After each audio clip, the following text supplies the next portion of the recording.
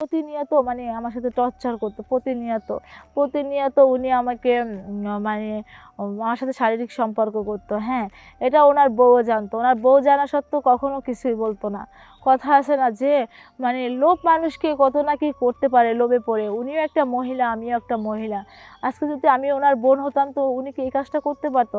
যে আমার জায়গায় যদি উনি যদি একটাবারও চিন্তা করে যে আজকে যদি ওর জায়গায় যদি আমি হতাম তা আমি এটা কীভাবে মেনে নিতাম? তো কখনো মানে আমার যে জাত সেও কখনো কিছুই বলে না।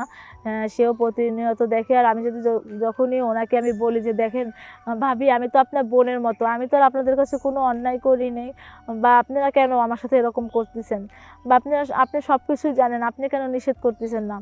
তখন মানে উল্টা মানে আমার তার থেকে ধমক খেতে হয় যে আমি ওনাকে বলছি বাহিরের কেউ জানি এই কথা জানি না জানে, বাহিরের সবাই জানে যে আমাকে ওরা অনেক মানে অনেক ভালোবাসে, অনেক মানে ই করে।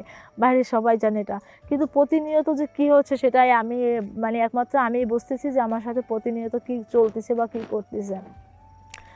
তো দেখেন আমি অনেক চেষ্টা করছি যে ওদের মাঝে থাকার জন্য, যে আমি আমার জামাই তো মারাই গেছে। তো আমি চাচ্ছি যে ওর স্মৃতিটুকু নিয়ে ওর যে কবর মানে কবরটা আছে আমার শ্বশুরবাড়িতে, জাস্ট অতটুকু স্মৃতি নিয়ে আমি ওদের বাড়ির ভিতরেই থাকতে চাইছিলাম, যদি ওরা ভালো করে আমাকে রাখতে জানতো। তো ওরা কী করলো, আমার ভাসুর কী করলো, যে কাজটা আমার সাথে আমার ভাসুর করছে, আমি মনে করি যে এই যে কাজটা করছে ওনার একবার হলেও বিবেকে বাধা দেওয়া উচিত ছিল। যাই আছে না কেন তার আমার হাজব্যান্ডের যে সয় সম্পত্তি আছে ওটার ভাগ কিন্তু আমি পাবো। তো এখন আমার যদি অন্য কোথাও বিয়ে হয়ে যায় তো সেই মানে সম্পত্তিটুকু আমি পাবো, সেটা তো আর ওনার ভাই পাবে না, বা আমার ভাসুর যিনি উনি পাবে না। এটা বিবেচনা করে তো উনি কী করলো যে আমাকে অন্য কোথাও বিয়ে না দিয়ে উনি প্রতিনিয়ত উনি আমার সাথে ফিজিক্যাল রিলেশন করে প্রতিনিয়তই। তো আমি এতে বাধা দিতে পারি না, কোনো কিছুই না। আর আমি বাধা দিতে গেলে তখন আমার উপরে টর্চার শুরু হয়ে যায়। আর যে দেখেন আজকে আমি ওরই ভাইয়ের বউ, ২ বছর হয়ে গেছে আমার হাজব্যান্ড মারা গেছে। মানে যখন মারা গেছে তখন থেকে হয়তোবা একটু মানে হ্যাপি ছিলাম।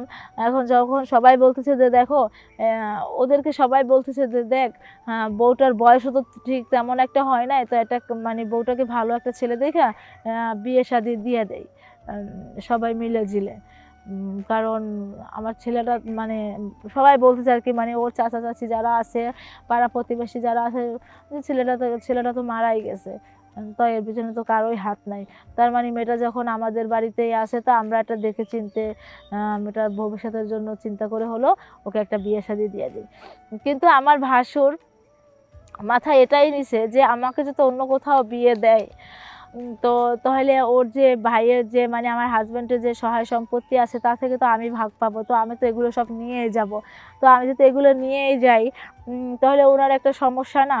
মানে এজন্য উনি প্রতিনিয়ত মানে আমার সাথে টর্চার করতো প্রতিনিয়ত উনি আমাকে মানে আমার সাথে শারীরিক সম্পর্ক করতো। হ্যাঁ, এটা ওনার বউও জানতো। ওনার বউ আসসালামু আলাইকুম ওয়া রাহমাতুল্লাহি ওয়া বারাকাতুহু। প্রিয় দর্শক, আপন বড় ভাইয়ের শালাকে নিয়ে একটা গুরুত্বপূর্ণ কল রেকর্ড শুনতে পেলেন আজকের এই ফোন আলাপের মাধ্যমে।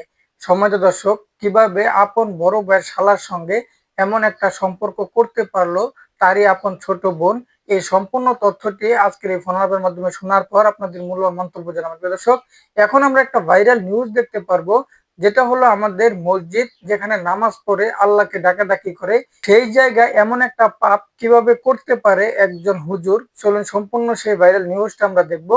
এই পুরো বিষয়টা দেখার পর আমরা ভিডিও লাস্টে কথা বলবো। তার আগে আমার ছোট্ট একটা রিকোয়েস্ট, আপনি যদি আমার চ্যানেল নতুন দর্শক হয়ে থাকেন অবশ্যই ভিডিওতে একটা লাইক দিয়ে চ্যানেল সাবস্ক্রাইব করে আমাদের সঙ্গেই থাকবেন প্রতি মুহূর্তের এমন নিউজগুলো পাওয়ার জন্য। কি মন বলে আমার সবকিছু ভুলে বেলাইছে, আমি চিল্লাইতে পারি না। এখানে আনছে জানিয়ে 1 তারিখ।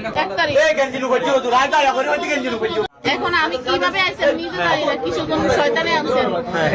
আমি অসুস্থ জন্য চাকরি করতে পারি না, আমি অপরটা। আপনার নাম কি? আমার নাম জানিলাম কলোনিতে থাকি। এখানে আমার দেখছেন কিন্তু আমার খারাপ কিছু কেউ দেখে নাই আজ পর্যন্ত। খারাপ কিছু না দেখলে এখানে কেন? এখন আমি কিভাবে আইছি নিজে জানি না, কিছু কোন শয়তানে আনছে।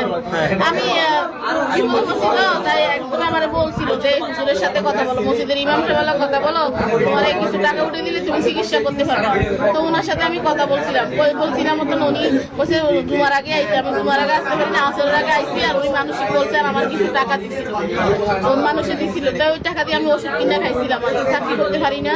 তাই এরপর দিন সকালে আমার ডাকছিল, আমি যার সাথে কথা বলে 2 বছর ধরে ওর লইগে তাবিজ দিবা, আমার একটা ছবি আছে হুজুরের, তো একটা ছবি দিছিলাম, ওই তাবিজ দিতে আইসি। আর আমার মানে আমার কি মন্ত্র বলে আমার সবকিছু ভুলে বেলাইছে, আমি চিল্লাইতে পারি না। এখানে আনছে, এখানে জানে এলাম 1 তারিখ, 1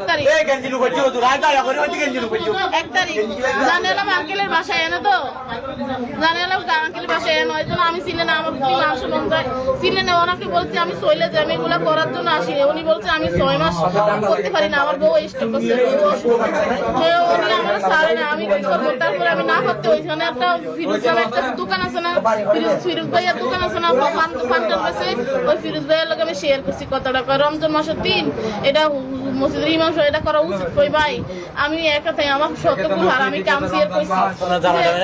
अरे भाई इन बंदे दो कोई बड़ी ए आवाज कर रहा हूं यार मेरे না ফিরোজের তো আমি কইছিলাম, কিছু না দেখলে এখানে কেন আপনি? এখন আমি কিভাবে আইছি আমি নিজে জানি না, কিছু কোন শয়তানে আনছে। চলছে মুসলমানদের পবিত্রতার মাস মাহে রমজান, কিন্তু এরই মাঝে চট্টগ্রামের একটি মসজিদের ইমামের কাণ্ড দেখে অবাক হয়ে গেছেন নেটিজেনরা। সম্প্রতি এমনই কিছু আপত্তিকর ভিডিও ছড়িয়ে পড়েছে সামাজিক মাধ্যমে, যা দেখে অভিযুক্ত ইমামের উপর ক্ষুব্ধ হয়েছেন নেটিজেনরা। আপত্তিকর অবস্থায় নারীসহ ওই ইমামকে আটক করে স্থানীয়রা। একজন ধর্মীয় ব্যক্তির এমন কাণ্ডে অবাক হয়ে গেছেন এলাকাবাসীরাও। জানা যায় গত সোমবার দিবাগত রাতে সেহরির পূর্বে ইমামের এমন কুকর্মের বিষয়টি আজ করতে পারে এলাকাবাসী। পরে সকলে মিলে চট্টগ্রাম নগরীর ৩৮ নং ওয়ার্ডের একটি মসজিদের দোতলায় ইমামের থাকার ঘরে গেলে তাদের আপত্তিকর অবস্থায় দেখতে পেয়ে আটক করে জনগণ। পরে এলাকার মুরব্বীরা ওই ইমাম ও তার নারী সঙ্গীকে পুলিশের কাছে হস্তান্তর করেন। স্থানীয়দের বরাতে জানা যায় অভিযুক্ত ইমামের নাম জসিমউদ্দিন আল কাদেরী। তিনি চট্টগ্রামের দক্ষিণ মধ্য হালিশহর এলাকায় একটি মসজিদের ইমাম হিসেবে দায়িত্ব পালন করতেন এবং ওই মসজিদেরই ২য় তলায় ইমামের কক্ষে একাই বসবাস করতেন। সম্প্রতি তাকে ঘিরে এলাকার মানুষের মধ্যে তৈরি হচ্ছিল সন্দেহ। সেই প্রেক্ষিতেই ওই রাতে তার কক্ষে হানা দেয় স্থানীয়রা। তখন তাকে এমন আপত্তিকর পরিস্থিতিতে দেখে হতবাক হয়ে যান তারা। পবিত্র রমজান মাসে যেখানে সংযমের পথে হাঁটেন সাধারণ মুসলমানরা, সেখানে একজন ইমামের মসজিদের মতন পবিত্র স্থানে এমন কর্মকাণ্ডকে ঘৃণ্য দৃষ্টিতে দেখছেন সবাই। ইমামের সাথে থাকা ওই নারীর পরিচয় তাৎক্ষণিকভাবে পাওয়া না গেলেও স্থানীয়দের ধারণা ওই ইমামের যোগসাজশে ওই নারী ইতিপূর্বেও এমন কাজ করেছেন। এলাকাবাসীরা বলছেন এমন কর্মকাণ্ড সমাজ ও ইসলাম উভয়কেই কলুষিত করেছে। তাই ওই ইমাম ও তার নারী সঙ্গীকে দৃষ্টান্তমূলক শাস্তির আওতায় আনার দাবি জানান। প্রিয় দর্শক, প্রতিনিয়ত আমাদের মসজিদ যেখানে আমরা আল্লাহকে ডাকাডাকি করি, সবসময় আল্লাহকে স্মরণ করি এবং কি 5 ওয়াক্ত নামাজ আদায় করি। প্রিয় দর্শক, সেই জায়গায় এমন একটা পবিত্র জায়গায় কিভাবে একজন জানলেওয়ালা এবং একজন হুজুর এমন একটা অশ্লীল কাজ করতে পারে একজন নারীকে নিয়ে। প্রিয় দর্শক, এই পৃথিবীর বুকে এখন আমাদের গুজব এবং ধ্বংস হতে সময় লাগবে না। প্রিয় দর্শক, এই সম্পূর্ণ তথ্যটি আজকের এই ভিডিওর মাধ্যমে দেখার পর আপনাদের মূল্যবান মন্তব্য জানাবেন। পাশাপাশি একটা ভাইরাল কল রেকর্ড শুনতে পেলেন। আজকের এই ভিডিওর মাধ্যমে এই 2টা ভিডিও আপনাদের কেমন লাগলো অবশ্যই কমেন্ট জানাবেন। প্রতিনিয়ত এমন ব্রেকিং নিউজ এবং ফলাফল পেতে অবশ্যই চ্যানেল সাবস্ক্রাইব করে রাখবেন। ভিডিওটি বেশি বেশি শেয়ার করে মানুষকে ছড়িয়ে দিবেন, যাতে করে এই ভিডিওটি দেখার পর এমন একটা অশ্লীল কাজে কেউ লিপ্ত হতে না পারে। প্রিয় দর্শক, আজকে এই পর্যন্তই। পরবর্তী ভিডিও দেখার আমন্ত্রণ। আসসালামু আলাইকুম।